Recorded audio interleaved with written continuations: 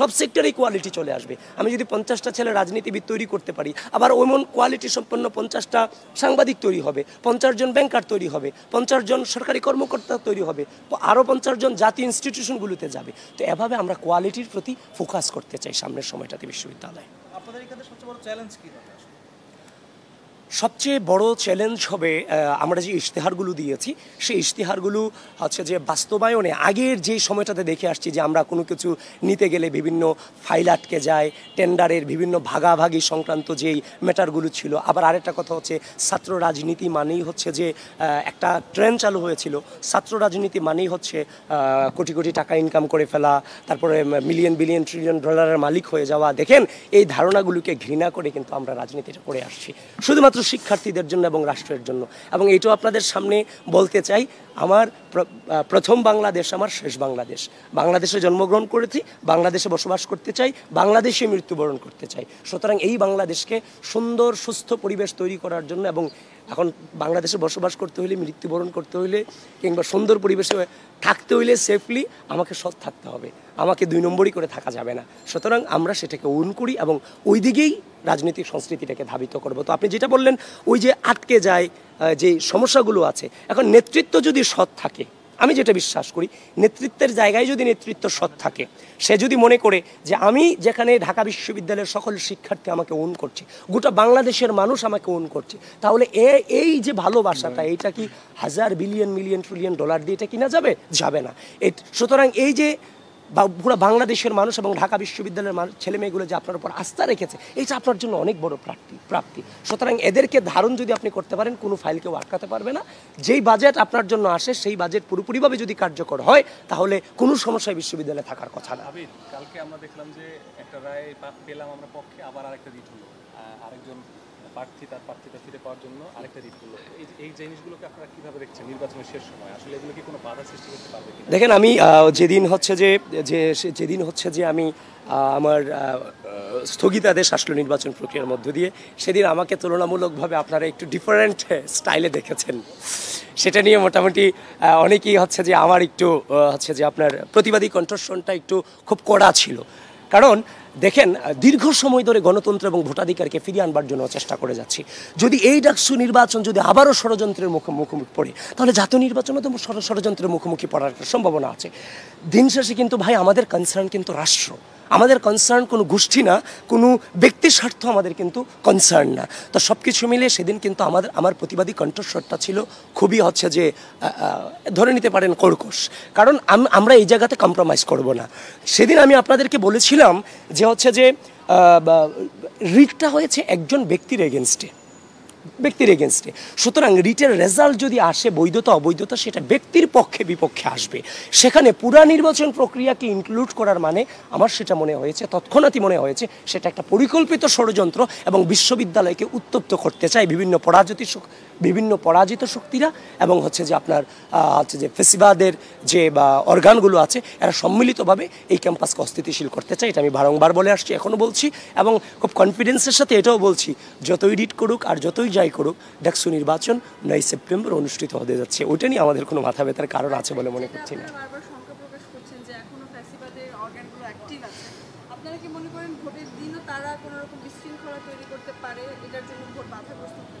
দেখেন, প্রশাসনিকভাবে একটা নির্বাচন তখনই আয়োজন করবে যখন এরা আয়োজন করতে ক্যাপাসিটি সম্পন্ন হবে। তো চ্যালেঞ্জ তো থাকবে কোনো শোনেন, এই পৃথিবীতে কোনো জিনিসই তো চ্যালেঞ্জ ছাড়া অর্জিত হয় না। চ্যালেঞ্জ থাকবে, কিন্তু চ্যালেঞ্জ মোকাবেলা করিয়ে আমাদেরকে সামনে অগ্রসর হয়ে যেতে হবে। তো সব কিছু মাথায় রেখে আমরা সামনে অগ্রসর হব ইনশাল্লাহ। এবং যত বাধাই আসুক না কেন নির্বাচন যথাসময়ে এবং সুষ্ঠু সুন্দরভাবে নিরপেক্ষভাবে অনুষ্ঠিত হবে, এখনও পর্যন্ত সে আশা রাখছি। কিন্তু কিছু শঙ্কার জায়গায় এখনও থেকে যাচ্ছে, যেমন নির্বাচন কমিশন কিছু কিছু জায়গায় অসহায়ত্ব প্রকাশ করে। যেমন আমি আপনাদেরকে বললে আপনারাও সেটা বুঝবেন, যুক্তি মানে বা এই কথাগুলোর যুক্তি আছে। যেমন দেখেন হচ্ছে যে বিশ্ববিদ্যালয়ে এখন যেই জিনিসটা হচ্ছে সাইবার বুলিংটা সবচেয়ে বেশি হচ্ছে, অনলাইন প্রপাগান্ডাটা সবচেয়ে বেশি হচ্ছে। তো তো এই যে অনলাইন প্রপাগান্ডাটা ঠেকানো হচ্ছে যে আগে তো দেখতাম আগের ফেসিবাদের আমলে চাইলেই তো কোনো পেজ ব্যান করা যেত, যেগুলো প্রপাগান্ডা ছড়াচ্ছে এখন কেন তারা সেটা পারছে না? এখন ঢাকা বিশ্ববিদ্যালয়ের যে নির্বাচন কমিশন তারা বলছে যে তাদেরকে সহযোগিতা হচ্ছে যে তারা যাদের সাথে কথা বলছে মানে বিশ্ববিদ্যালয়ে যে কেন্দ্রিক যে গ্রুপগুলো পরিচালনা হচ্ছে তাদের সাথে তাদের বৈঠক হয়েছে এবং তাদেরকে কথা দিয়ে গেছে হ্যাঁ আমরা চালাবো না, 2 দিন পরে আবার অ্যাক্টিভ হচ্ছে। তার মানে বিশ্ববিদ্যালয়ের নির্বাচন কমিশনের কিন্তু 2-3 বার বলার পরে এখন কিন্তু মানে আইনগতভাবে এদের বিরুদ্ধে ব্যবস্থা নেওয়ার সুযোগ আছে, যেহেতু এরা লেভেল প্লেইং ফিল্ড ক্ষুণ্ণ করতেছে। এখন যখন বিশ্ববিদ্যালয় নির্বাচন কমিশনকে আমরা সেটা বলেছি তখন তিনি বললেন যে হচ্ছে যে আমি তো বলছি, আমি বললাম আপনারা আইনগত ব্যবস্থা নেন। তখন এখানে দেখলাম মনে হচ্ছে তারা কিছুটা অসহায়ত্ব প্রকাশ করতেছে। তখন আমি আপনারা বললাম যদি ঢাকা বিশ্ববিদ্যালয় প্রশাসন আপনাদেরকে সহযোগিতা না করে তাহলে আপনারা গোটা জাতির সামনে বলেন, ঢাকা বিশ্ববিদ্যালয়ের স্টুডেন্টদের সামনে বলেন যে আমরা অপারক, এগুলো বিশ্ববিদ্যালয় প্রশাসন আমাকে সহযোগিতা করছে না।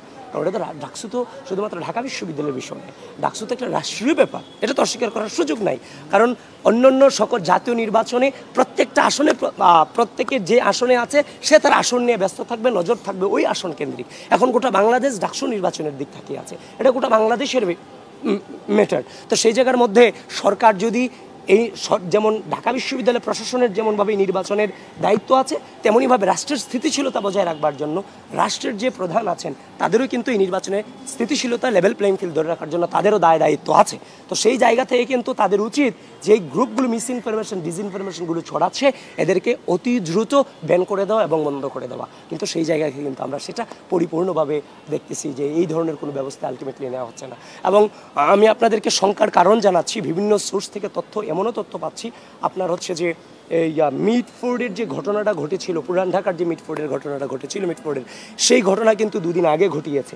ঘটানোর পর শুক্রবার জুমার পরে পরিকল্পিতভাবে যেভাবে মব সৃষ্টি করেছে গোটা বাংলাদেশব্যাপী, এইরকম অনেক পরিকল্পনা আমাদেরকে রাজনৈতিকভাবে মোকাবেলা করতে ব্যর্থ হয়ে এই ধরনের অনলাইন বেশিং, অনলাইন মব এবং সাইবার বুলিং করার জন্য একটা প্রিপারেশন ও বিরোধী শিবির যারা আছেন, যারা আমাদেরকে রাজনৈতিকভাবে মোকাবেলা করতে ব্যর্থ হচ্ছেন, এদের এমন প্রিপারেশন আছে। তো সুতরাং আমরা এগুলো খবর পাচ্ছি। তো সব কিছু মিলিয়ে ঢাকা বিশ্ববিদ্যালয়ের শিক্ষার্থীদেরকে আমি আপনাদের মধ্য দিয়ে তাদেরকে আহ্বান করতে চাই, ঢাকা বিশ্ববিদ্যালয়ের শিক্ষার্থীরা যথেষ্ট ম্যাচিউরড, তারা সব কিছু জানেন, বোঝেন, কোনটা সত্য কোনটা মিথ্যা এগুলো সিলেক্ট করার মতো ক্যাপাসিটি তাদের আছে। তারা যেন কোনোভাবেই কোনো বিভ্রান্তিতে না গা ভাসায়, তারা যেন সচেতনতার সাথে প্রত্যেকটা সিদ্ধান্ত নেয় এবং তারাও যেন এই মব, এই সাইবার বুলিংয়ের প্রতিরোধে তারাও যেন এগিয়ে আসে। কারণ আমরা দেখেছি ওদিন যে ঘটনাটা ঘটেছে, মে ইস্যুতে যে ঘটনাটা ঘটেছে, এটা অত্যন্ত ন্যাক্কারজনক ঘটনা। সেই ব্যবস্থা কিন্তু আমরা এখনো পর্যন্ত প্রপারলি প্রশাসনিক ব্যবস্থা দেখতে পাইনি, যেটার সামনে আশঙ্কার কারণ। এই জন্য ছেলে মেয়ে সকলকেই বলছি, আপনারা সামগ্রিকভাবে এই নির্বাচনটাকে সুষ্ঠু করার জন্য শুধু প্রার্থীদের দায়িত্ব না, নির্বাচন কমিশনেরও দায়িত্ব আছে, কিন্তু বাদবাকি সাধারণ জেনারেল স্টুডেন্ট হিসেবে যারা ভোটার তাদেরও এখানে বিশাল একটা দায়িত্ব আছে রাষ্ট্রের স্থিতিশীলতা এবং বিশ্ববিদ্যালয়ের স্থিতিশীলতা বজায় রাখবার জন্য। সব মিলে আপনার বিজয়ের ব্যাপারে আপনার কতটা আশাবাদী? প্রচার প্রচারণা করছিলেন। আরেকটা হচ্ছে আব্দুল কাদের বারবার অভিযোগ করছে নারী ভোটারদের অনুৎসাহিত করছে প্রশাসন। আপনার কাছে কেমন কিছু মনে হয় যে ভোট কেন্দ্রগুলো ঘুরে তাদের মলের থেকে? যেটা এই জিনিসটাতে আমিও কিছুটা একমত। কারণ ভোট কেন্দ্রগুলো যেখানে নারীদের মেয়েদের বিষয়টাতে বা ভোট কেন্দ্রে আসার ব্যাপারে কিছুটা নিরুৎসাহিত করা হয়েছে এভাবে যে কেন্দ্রগুলোকে এমন জায়গাতে দেওয়া হয়েছে যেখানে হচ্ছে যে মেয়েদের অ্যাডভান্টেজ ছিল কিন্তু ডিসঅ্যাডভান্টেজ করে দেওয়া হয়েছে। ওই জায়গাটাতে আমাদেরও কিছু আশঙ্কা এই জায়গাটাতে আছে যে ভোটারদের একটা আমরা ইতিমধ্যেই বিভিন্ন প্রমাণ বিশ্ববিদ্যালয় প্রশাসনের কাছে আমরা পৌঁছে দিয়েছি, নির্বাচন কমিশনের কাছে, যে একটা নির্দিষ্ট গোষ্ঠী পরিকল্পিতভাবে ভোটার সংখ্যা কমাতে চায়, ভোটারের উপস্থিতি কমাতে চায়। কিন্তু ঢাকা বিশ্ববিদ্যালয়ের সকল শিক্ষার্থীদেরকে আহ্বান করছি, এই ঢাকা বিশ্ববিদ্যালয়ের যে সূচনা হতে যাচ্ছে এখানে আপনি কোনোভাবে অনুপস্থিত হবেন না। আমরা খুব সুন্দর পরিবেশে এই ভোটের আয়োজন হবে এই আশাবাদ রাখছি এবং আমরা সম্মিলিতভাবে ঐক্যবদ্ধ আছি এবং আপনাদের পাশে সর্বোচ্চ নিরাপত্তা দিয়ে আছি। আর আপনি যেটা বললেন বিজয়ের ব্যাপারে, শোনেন, আমি একটা কথা খুব ভালোভাবে অন করি। 5 আগস্ট যেভাবে বেঁচে আসছি চাংখারপুল থেকে, আমার কোনো কিছু আমাকে খুব আনন্দিত করবে না। আমার জীবনে পরবর্তীতে যা ঘটতেছে এভরিথিং আমার কাছে নেচার মনে হবে, সব কিছু নেচার। এটা আমার কাছে এক্সট্রা কোনো আনন্দ, বাড়তি আনন্দ আমাকে দেবে না, কারণ আমি তো বেঁচে আছি, এটাই আমার জন্য অনেক কিছু। তো সব কিছু মিলিয়ে আমি এমন একটা পরিবেশ এই বিশ্ববিদ্যালয়ের মাটিতে আসলে মন থেকে দেখতে চাই, যেখানে কেউ হেরে গিয়ে আন্দোলন করবে না, কেউ কেউ জিতে গিয়েও অ্যাগ্রেসিভ আচরণ করবে না। যে জিতে যাবে সে সামগ্রিকভাবে সকলকে ধারণ করে বিশ্ববিদ্যালয়কে এগিয়ে নিয়ে যাবে। যে হেরে যাবে সেও যে জিতে যাবে তাকে মানসিকভাবে স্বাগত জানানোর জন্য প্রস্তুত থাকবে। এই যে হেরে গেলে আমরা কাউকে ব্লেমিং করব, জিতে গেলে যে হেরে গেছে তার প্রতি আমরা যে হিংসাত্মক ধারণা রাখবো, এটা থেকে আমরা পরিপূর্ণভাবে বেরিয়ে যেতে চাই। এই রাজনৈতিক সুস্থ সংস্কৃতি ঢাকা বিশ্ববিদ্যালয়ের মাটি থেকে ডাকসুর মধ্য দিয়ে গোটা বাংলাদেশে ছড়িয়ে পড়ুক, সেটার আশাবাদ আমরা রাখছি। আর জয়ের ব্যাপারে না, আমাদের হার জিতটা তো যে শুধুমাত্র হার জিত না, এটা যে আমরা বেড়ে উঠেছি রাষ্ট্রের স্বার্থে বেড়ে উঠেছি। ঢাকা বিশ্ববিদ্যালয়ের শিক্ষার্থীরা যারা রাষ্ট্রের স্বার্থে বেড়ে উঠেছে তাদেরকে টেক কেয়ার করবে, তাদেরকে আগলে রাখবে, এটা আত্মবিশ্বাসটা আমাদের আছে। ইনশাল্লাহ সাধারণ শিক্ষার্থীদের কাছে যাচ্ছি, অভূতপূর্ব সাড়া পাচ্ছি। ইতিমধ্যেই আমি আপনাদেরকে বলেছি, আপনারাও সোশ্যাল মিডিয়াতে বিভিন্ন জায়গা থেকে দেখেছেন কতটা এত উৎসাহিত। এতদিন পরে সে মনে হচ্ছে আসলেই একটা ছাত্র রাজনীতি আমরা করছি, যেখানে সাধারণ শিক্ষার্থীরা আমাকে প্রশ্ন করছে, তার দাবি নিয়ে আমাকে বলছে, আমরাও সাধারণ শিক্ষার্থীদের দাবি নিয়ে কথা বলছি। এখানে কোনো দলীয় এজেন্ডা নিয়ে আমরা কেউই কথা বলছি না, এবং সাধারণ শিক্ষার্থী এবং আমাদের ভিতরে একটা মেলবন্ধন, শ্রদ্ধা, স্নেহ, সহনশীলতার সম্পর্ক বিরাজমান হচ্ছে। এতদিনে মনে হচ্ছে আসলে একটা প্রপার ছাত্র রাজনীতি আমরা আলটিমেটলি করছি আর কি। আর অনলাইন এবং অফলাইন দুটা টোটালি ডিফারেন্ট। অনলাইনে যে বট আছে, অফলাইনে তো সেই বটটা নাই। এই জন্য প্রচারটা খুব সুন্দর হচ্ছে। ধন্যবাদ।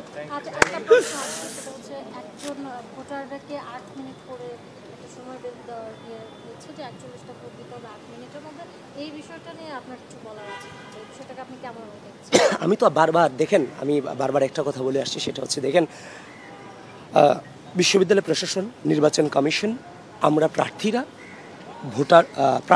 আপনারা সাংবাদিকরা, আমরা কিন্তু প্রত্যেকের সাথে ওতপ্রোতভাবে জড়িত। আপনাদের ভূমিকা এখানে অনেক বেশি, নিঃসন্দেহে। আমি বারবার আপনাদেরকে কৃতজ্ঞতা জানাই, আপনাদের প্রতি শ্রদ্ধা জানাই, আপনাদের প্রতি অনেক বেশি নমনীয়তা হৃদয় থেকেই ধারণ করি, কারণ অনেক কষ্ট করে যাচ্ছেন আপনারা। এখন আপনাদের অনেক বড় দায়িত্ব হচ্ছে কি জানেন, এই যে আসলেই 41টা ভোট দিতে 7 থেকে 8 মিনিট লাগবে, আবার এমনও ছেলে আছে 10 মিনিট লাগানোর সম্ভাবনা আছে, আছে। তো সেই জায়গা থেকে আমরা ভোট কেন্দ্র বাড়ানোর জন্য অনেক আবেদন করে গেছি, তারা সেটা মানেনি। না মেনে তারা বলছে তারা বুথ বাড়িয়েছে। এই যে বুথ তারা বাড়িয়েছে, সেই বুথগুলোতে আসলেই সম্ভব কিনা, কত হাজার ভোট কালেক্ট হবে? এখানে প্রায় 40,000 ভোটার। সেখানে গতকালকে তারা যে বুথের হিসাবটা দিয়েছে, সেখানে আমি হিসাব করে দেখলাম সেখানেও প্রায় 32 থেকে 33,000 ভোটার ভোট দিতে পারবে। তারাও 40,000-টা হিসাব করতেছে না, তারাও কমিয়ে হিসাব করতেছে। ওই জায়গাটাতে আপনাদের আরও বেশি সচেতন হতে হবে। এই আশঙ্কাটা আমাদের আছে যে একটা দীর্ঘ লাইন হওয়ার সম্ভাবনা আছে, আবার কেউ বিরক্ত হয়ে ভোট না দেওয়ারও সম্ভাবনা আছে। কিন্তু এই আশঙ্কা করছি, কিন্তু আসলে আমরা নির্বাচনের আগের দিন পর্যন্ত আপনারাও চেষ্টা করেন, আমরাও চেষ্টা করি যেন একটা ছেলে কোনোভাবেই এসে দাঁড়িয়ে থাকতে না হয়, তার ভোটটা প্রয়োগ করে অল্প সময়ের মধ্যে যেন দিয়ে চলে যেতে পারে। আর ঢাকা বিশ্ববিদ্যালয়ের শিক্ষার্থীদের প্রতি আহ্বান থাকবে, দেখেন আপনি প্রার্থী না, আপনি হয়তোবা রাজনীতি করবেন না, কিংবা প্রার্থী না, হয়তোবা নেতৃত্ব দিচ্ছেন না, কিন্তু আপনি মূল্যবান ভোটার। শুধু মূল্যবান ভোটার ঢাকা বিশ্ববিদ্যালয় না, গোটা বাংলাদেশের অনেক দায়িত্ব আপনাদের উপর নির্ভর করছে। এই জন্য যত কষ্টই হোক, আপনারা কোনোভাবেই ভোট প্রয়োগের এই যে দীর্ঘ সময় ধরে জীবনের আমাদের আছে যে কত গুম, কত খুন, কত হত্যার বিনিময়ে আজকেরই আমরা ভোটাধিকার প্রয়োগ করতে যেতে পারতেছি। সুতরাং ওই জায়গার মধ্যে কোনোভাবেই যত কষ্টই হোক, এই একদিনের ভোটে কোনোভাবেই আপনারা নিরুৎসাহিত হবেন না। আমরা আপনাদের পাশে আছি, সার্বক্ষণিকভাবে পাশে আছি। আমরা একটা নতুন বাংলাদেশ বিনির্মাণে আপনাদের ভূমিকা অত্যন্ত গুরুত্বপূর্ণ। এটা ভোটারদের উদ্দেশ্যে আমার বার্তা। পিটু ভাই কি নিবেন বলেন, আপনি বলেন, আপনারা দেবো আইন। আমিও লাস্টের দিকে আসছি, শুরুর কথাগুলো পাই। তাহলে একটা প্রশ্ন করে দিই। বলেন একটা প্রশ্ন বলেন। এখন পর্যন্ত আপনারা গতকালকে প্রশাসনের কাছে অভিযোগ দিয়েছিলেন, এটা কি বলে? না, এটা বলি নাই, কিন্তু গতকালকে প্রশাসনের কাছে অভিযোগ দিয়েছিলেন যে ভোটের সুষ্ঠু পরিবেশ নিশ্চিত হচ্ছে না। আসলে কোন অ্যাঙ্গেলে মনে হচ্ছে যে ভোটের সুষ্ঠু পরিবেশ নিশ্চিত হচ্ছে না, আর শিক্ষার্থীদের রেসপন্স কেমন? দেখেন, আমার যে অ্যাঙ্গেলে আমি মনে করছি, আমরা মনে করছি যে ভোটের সুষ্ঠু পরিবেশ নিয়ে প্রশ্ন আছে। আমরা শোনেন, দায় আমাদের প্রত্যেকের আছে, প্রত্যেকের দায়িত্ব আছে এখানে। শুধুমাত্র দায় দেওয়ার জন্য কিংবা হচ্ছে যে কাউকে ব্লেমিং করার জন্য কারোর উপর দায় দেওয়াটাতে আমরা কখনোই বিশ্বাস করি না। তো সেই জায়গাতে বিশ্ববিদ্যালয় প্রশাসনের যে দায়িত্বটুকু ছিল, আমরা তো আমাদের দায়িত্ব পালন করছি, সর্বোচ্চ সহযোগিতা করছি। ইতোমধ্যেই ঢাকা বিশ্ববিদ্যালয় পেরিয়ে গোটা বাংলাদেশ আলোড়ন সৃষ্টি হয়েছে ডাকসু নির্বাচন কেন্দ্রে। এটা তো আমরা সহযোগিতা করেছি বলেই সেটা হয়েছে। তো বিশ্ববিদ্যালয়ের যে প্রশাসন যে কাজটা করা তাদের উচিত ছিল, তাদের যারা প্রার্থী আছে আমরা আমাদের নিরাপত্তা দেওয়াটা কিন্তু নির্বাচন কমিশনের দায়িত্ব। এখন বিশ্ববিদ্যালয়ের যে নির্বাচন কমিশন সেই নিরাপত্তাটুকু আমাদের দিতে চরমভাবে ব্যর্থ হয়েছে। কারণ ইতিমধ্যে আপনারা দেখেছেন যে পুরো অনলাইন সাইবার বোলিং হচ্ছে, ম্যাসিভ আকারে হচ্ছে, যেটা কারণ ঢাকা বিশ্ববিদ্যালয়ের ডাকসু নির্বাচনটা তো শুধুমাত্র ঢাকা বিশ্ববিদ্যালয়ের উপর নির্ভরশীল না, এটা গোটা বাংলাদেশের ম্যাটার। কারণ জাতীয় নির্বাচনে প্রত্যেকটা আসন ভিত্তিক প্রত্যেকের নজর থাকবে, আর এখানে গোটা বাংলাদেশের নজর ডাকসু নির্বাচনের দিকে। এখন আপনি যে ওই যে সাইবার বুলিং আপনাদের প্রার্থীদেরকে নিয়ে হচ্ছে, আপনি প্রপারলি প্রেস ব্রিফিং করেও বলছেন না যে আপনার প্রার্থীদেরকে হ্যারেস করা হচ্ছে, সাইবার বুলিং হচ্ছে। যারা করছে আপনারা সচেতন হন। রাষ্ট্রকেও বিশ্ববিদ্যালয় প্রশাসন নির্বাচন কমিশন সেই সহায়তা রাষ্ট্রের কাছেও চাচ্ছে না। যদি রাষ্ট্র তাদেরকে না করে, সহযোগিতা না করে, তারা এটা স্পষ্টভাবে বলছেও না। সুতরাং নির্বাচন কমিশনের প্রার্থী হিসেবে আমাদেরকে যতটুকু নিরাপত্তা দেওয়া প্রয়োজন ছিল সেটা দিতে পরিপূর্ণভাবে নির্বাচন কমিশন ব্যর্থ হয়েছে।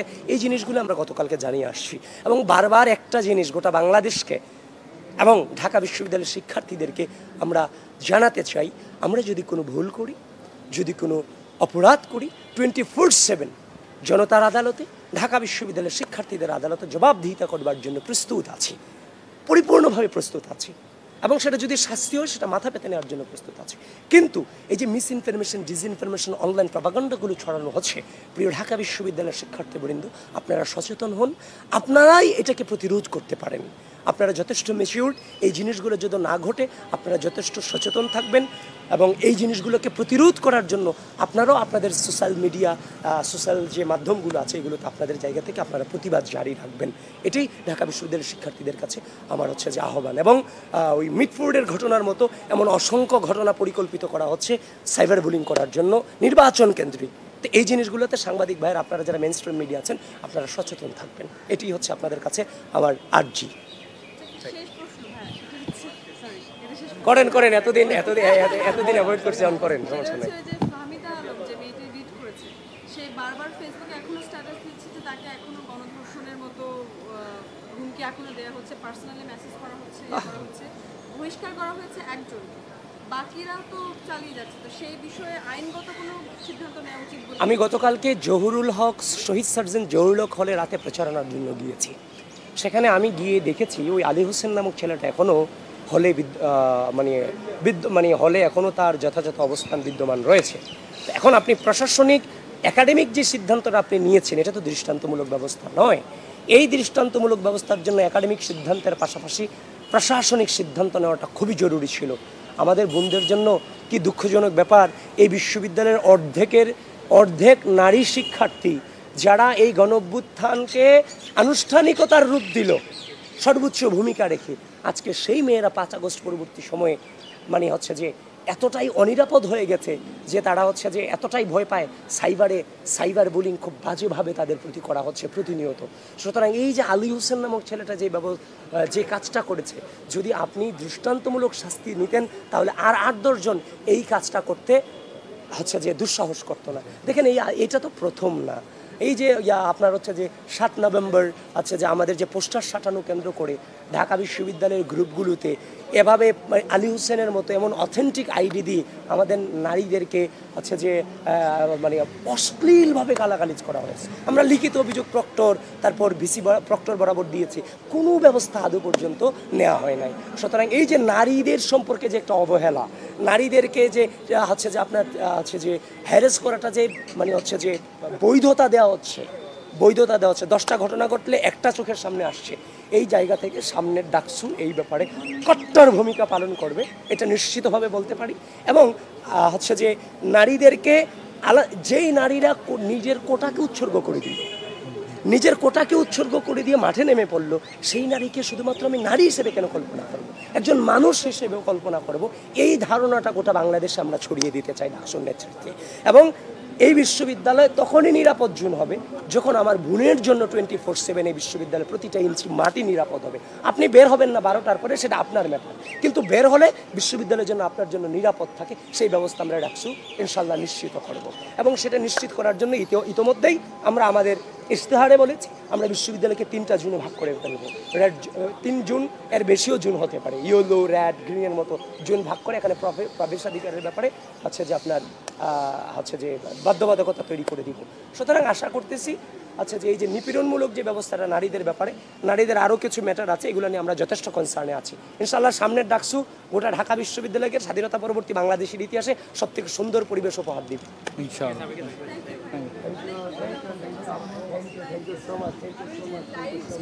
আচ্ছা, thank you. Okay. Abid, thank you. মানে আসলে হুট করে এত